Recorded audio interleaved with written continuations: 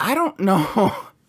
I really don't know how I feel about episode 24, the finale. This is officially the finale of Mobile Suit Gundam The Witch of Mercury. Now, granted, they could always pull the rug out from underneath us and announce another sequel, but yeah, literally the end says that's it.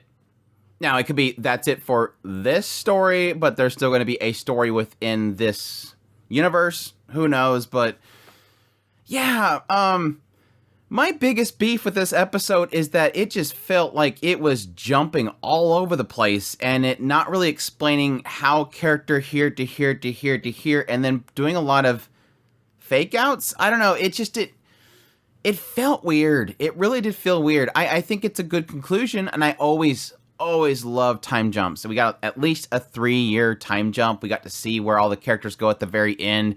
We're sort of seeing where all the big dogs end up in the very end, which seems like most of them are going to end up in jail, but still it felt off. I'm less unsatisfied as I was the previous episode. After episode 23, I felt like this was going to have a very kind of shrug ending, and I felt like most of the actual climax was at the beginning of this episode. This is where it felt like everything was going crazy, and Suletta's doing crazy stuff and everything, but it's still unsatisfying in the end, and that's the unfortunate thing. And I think a lot of that has to do with almost feeling like there was supposed to be more episodes. So let's start from the very beginning. Suletta's not doing good. She's got this information thermological entropy happening. So like I mentioned previously, this stuff is affecting her. She is physically being damaged by the gun arm technology.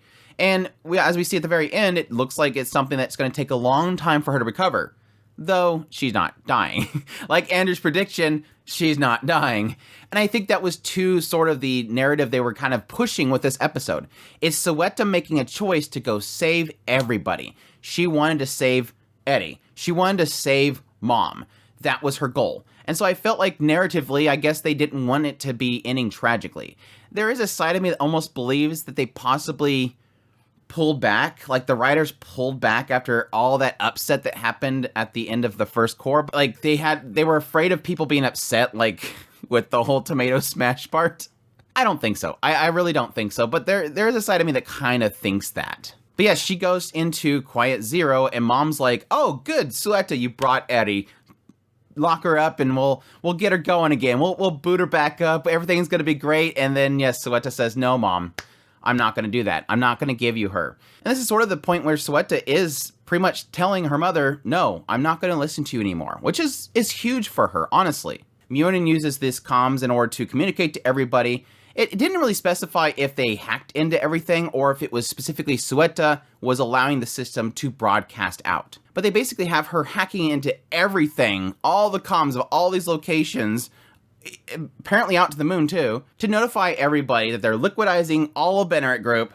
Glassley was involved with the High Council, all this stuff. We have the evidence, so that's what she talked to Shadik about, that they were all involved. But this still doesn't stop them from wanting to blast them with the laser. So Suletta rushes up there, is able to wake up Eddie, attaches all the gun bits to herself, all the different Eddies to herself, and then literally takes over the control of the laser. Which, honestly, it was either that or create a gigantic laser to shoot back, which I guess you could say I'm sort of happy they didn't do that. It makes more sense to her to override the system, reach that permit score 8, and pretty much take control of everything. And here's where everything gets a little bit weird. After this whole conflict, you have Prospera pretty much talking to everybody.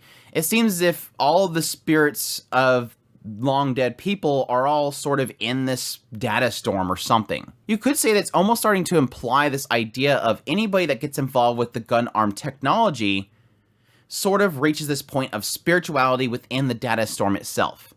That's what I think they're implying here. You have spirits of people, and then you have the data storm, and when you are utilizing the data storms, you become interlocked with it.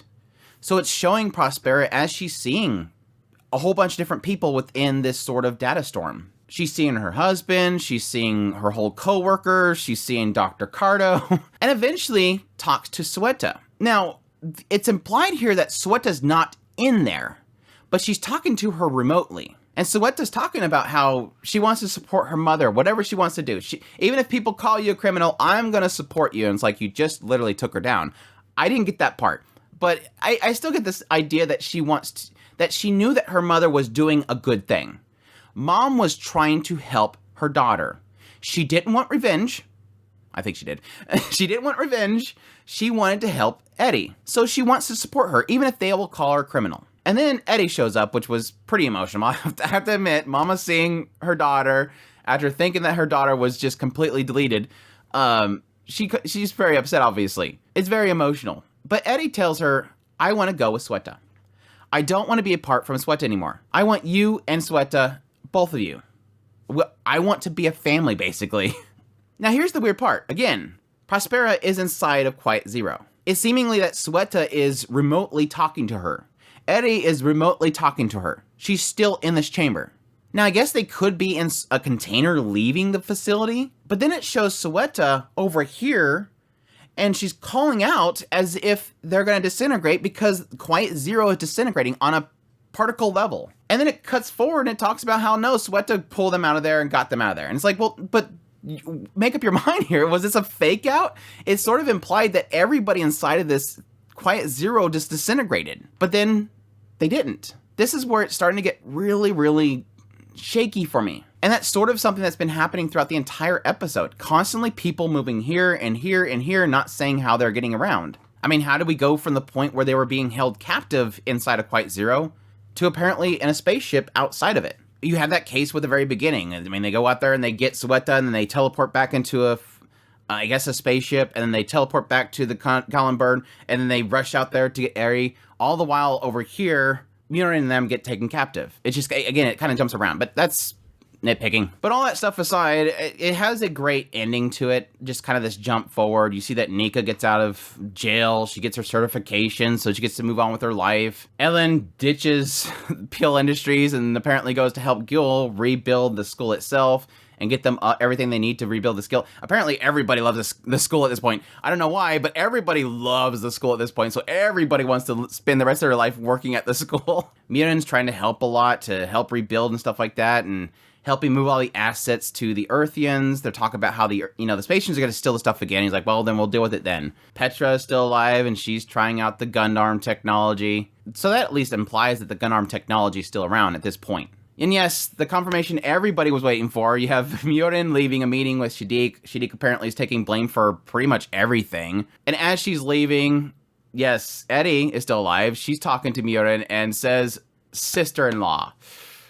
And that sort of pretty much confirmed right there that they decided to finally get married. Yes, Myorin heads back to Earth, and she goes to this one location where, yes, Suletta is out there struggling to walk around, so she is recuperating her body. And then there's Prospera in the background. So apparently Prospera didn't go to jail.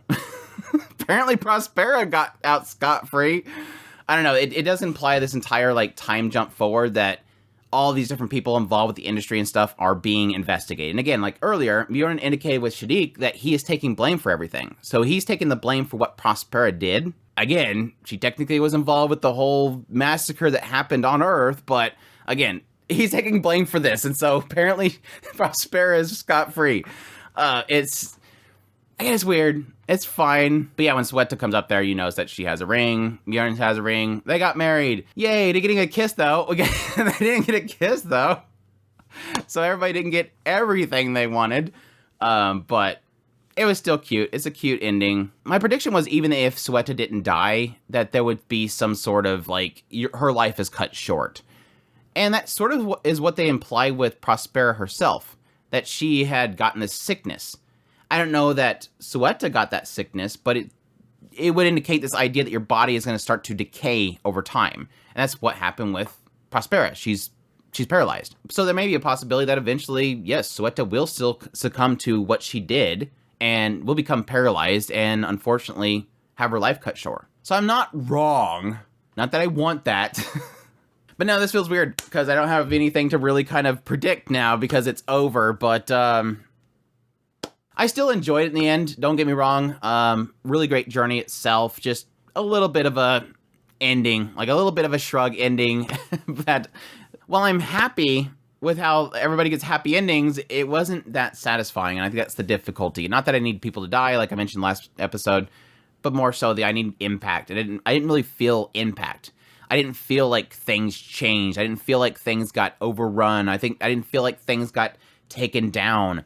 It just felt like, here's Quiet Zero, destroy Quiet Zero, proceedings are happening. Move on. Like, I don't get, like, a closure for any... Like, I don't even get a closure for anybody involved. Except for Mirin, Prospera, and Suletta, which, yes, technically 2 of 3 of those is a significant part of the story, so... But I hope you guys enjoyed this finale impressions. As always, if you did, hit that like button down below, comment, let me know what you thought of the episode. Am I off base? Did you really love the pacing? Did you not feel jittery by the fact that it was jumping all over the place? Additionally, if you're new to this channel, make sure that subscribe button to see all my content. I do news, reviews, first impressions, top list. If it's anime, it's pretty much here. And if you've been joining this for weekly, for my impressions, make sure to stick around as we're going into the next season. And I'll be doing first impressions of all the shows of the season to give you an idea of what's happening in it, what it looks like, and all that kind of stuff to give you an idea if it's something you should check out. Additionally, if you like this content and you want to support it more, I have a Patreon link, tips link, super thanks, and membership button down below. I greatly appreciate everybody that does, and y'all take care.